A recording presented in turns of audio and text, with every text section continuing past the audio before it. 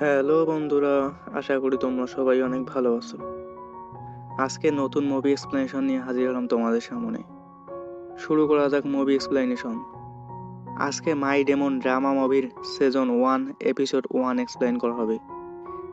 এই এপিসোড শুরুতেই একজন মেয়েকে দেখানো হয়, যিনি এই ড্রামার নায়িকা। তার নাম দো দো হিমিদা।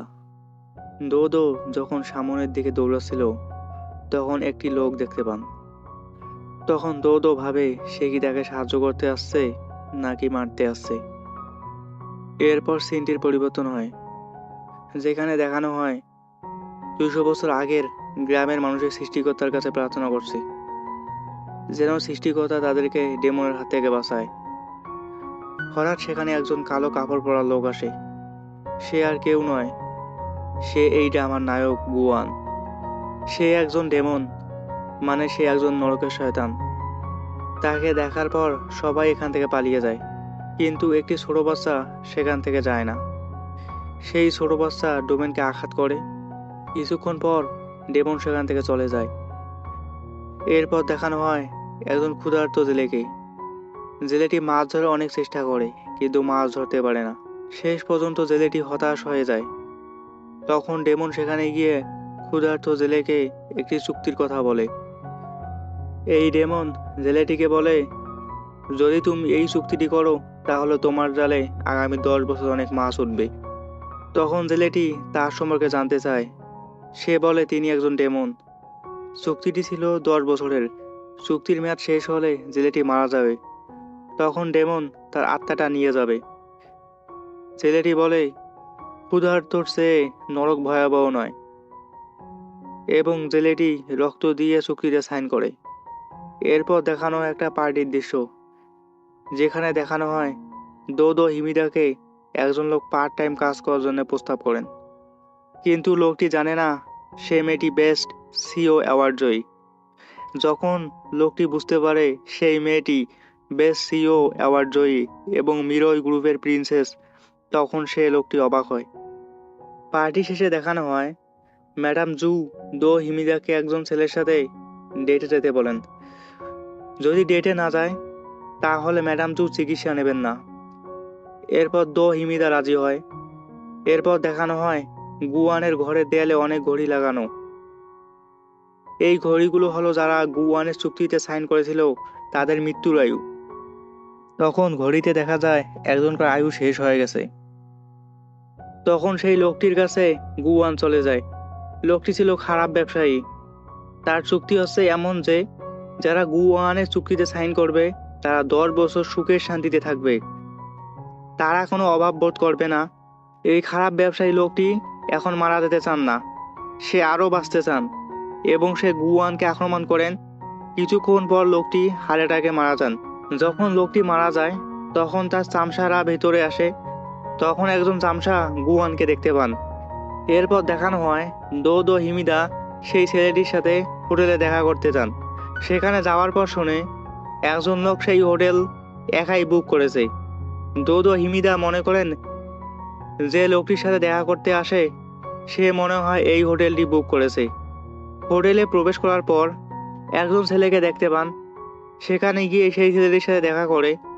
যখন ছেলেটি মুখ থেকে পেপারটি সরিয়ে নেয়, তখন ছেলেটিকে দেখে দো দো হিমিদা অবাক হয়ে যায়। এরপর তার সাথে পরিচয় হয়, অনেক কথা কাটাকাটি হয়। আসলে এই ছেলেটির সাথে ডেট করার কথা ছিল না। কিছুক্ষণ পর দেখানো হয় যে লোকটিকে মারার জন্য গুয়ান গেছিল, তার চামচারা হোটেলে এসে গুয়ানকে মারতে। তখন একজন হোটেল বয়ের হাতে কেক ছিল। সেই কেকটি চামচারা ফেলে দেয়। সেই কেকটি দো দো হিমিদার গায়ে পড়ার আগেই গুয়ান কেক ও তাকে ধরে ফেলে, এবং তাদের মাঝে ভাব বিনিময় হয়। দো দো হিমিদা লজ্জা পেয়ে সেখান থেকে ওয়াশরুমে চলে যায়। চামচারা তো জানে না গুয়ানের ক্ষমতা। যখন তারা গুয়ানের সাথে ফাইট করতে আসে, তখন চামচাদের অবস্থা নাজেহাল করে দেয় গুয়ান। এরপর দেখানো হয় গুয়ান ও দো হিমিদা চলে যায়। সিনটি পরিবর্তন হয় এবং 1 বছর পূর্বে নিয়ে যাওয়া হয়। ম্যাডাম জু এর পরিবারের পরিচয় দেখানো হয়। ইনি হলেন মিরাই গ্রুপের চেয়ারম্যান জু। ইনি নু সুক মিন, ম্যাডাম জু এর বড় ছেলে। ইনি কিম সেরা, ম্যাডামের পুত্রবধূ। ইনি নুদো ম্যাডামের নাতি, ইনি নু সোয়ান ম্যাডামের দ্বিতীয় সন্তান। এরা অস্টিন ও জাস্টিন যমজ সন্তান। ইনি জু সেক হু ম্যাডাম জু এর ভাতিজা। আবার সিনটি বর্তমানে ফিরে আসে এবং দো হিমিদাকে একজন ফোন দেয়, যার নাম চাইতে জুন, মিরাই গ্রুপের ফাইন্যান্সিয়াল টিমের প্রধান। এই লোক দো হিমিদাকে চেয়ারম্যান হওয়ার পথ দেখাতে চান এবং তার সাথে দেখা করতে বলেন। চাইতে জুন এই কাজের জন্য আরো অনেককে রেখেছেন। এরপর দেখানো হয় চাইতে জুন তাদের সাথে দেখা করার জন্য হোটেলে যায় এবং তখন একজন লোক তাকে মেরে ফেলে। এরপর দেখানো হয় গুয়ানের সাথে দেখা করতে জিন গুয়ান আসে। জিন গুয়ান কোরিয়ান ঐতিহ্যবাহী নাচ করার জন্য বিখ্যাত। সে জানতে চায় কার সাথে গুয়ান ডেট করেছে। আসলে সে গুয়ানকে পছন্দ করত। এরপর সিন পরিবর্তন হয়, দো দো হিমিদা একটি সমুদ্রের ধারে যায়। সেখানে অন্য বাচ্চাদের বাবা মার সাথে খেলা দেখে তার বাবা মার কথা মনে পড়ে যায়। এরপর দেখানো হয় গুয়ানকে। সে ভাবতেছে তার আজকে শিকারকে। দো দো হিমিদা যখন বাসায় ফিরতেছে তখন তার গাড়ির ড্রাইভার সেই খুন করা লোকটি। সে লোকটি চায় জুনকে যে লোকটি চাইতে জুনকে খুন করেছে এবং এই খুনি লোকটি দো হিমিদার ড্রাইভারকেও খুন করে। যখন দো হিমিদাকে মারতে যাবে তখন দো হিমিদা পালিয়ে যায়।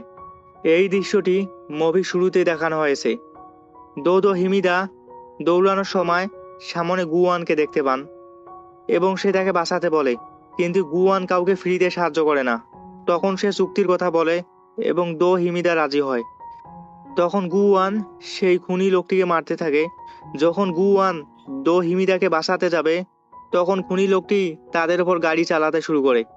তখন গুয়ান সেই গাড়িকে উড়িয়ে দিতে চাইলে তার জাদু কাজ করে না, কারণ তখন দো হিমিদা হাতের সাথে তার হাত ছিল, যার কারণে তার জাদু কাজ করে নাই।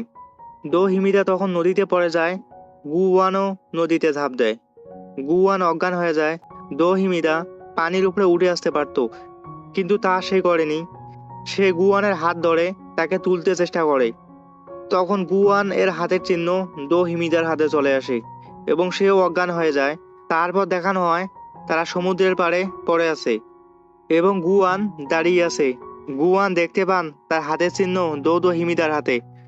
তখন পানির কণা স্থিতিশীল অবস্থা বিরাজ করে। এখানে এই এপিসোড শেষ হয়। এর পরের এপিসোড পেতে চাইলে অবশ্যই কমেন্ট করে জানাবেন এবং ভিডিওটি ভালো লাগলে অবশ্যই চ্যানেলটি সাবস্ক্রাইব করবেন।